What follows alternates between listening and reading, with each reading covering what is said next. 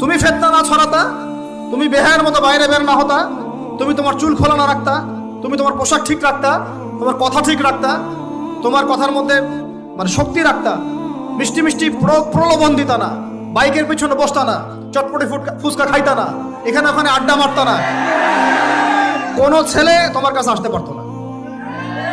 তোমরা এই কাজ করেছো, ছেলে আসতে পেরেছে। আপনারা তো কিছু হইলে ছেলেদেরকেই দোষ দেন। ছেলেরা তো এমনি আকর্ষিত হবেই। আমি একজন ছেলে হিসেবে বলতেছি এটা না তো বিষয়টা। একটা ছেলের ফিতরত এটা যে তার কাছে সবচেয়ে সুন্দর মনে হবে একটা মেয়েকে। এটা একটা ছেলের ফিতরত, স্বভাব ধর্ম, এটা চুম্বকের মতো আকর্ষণ করবে।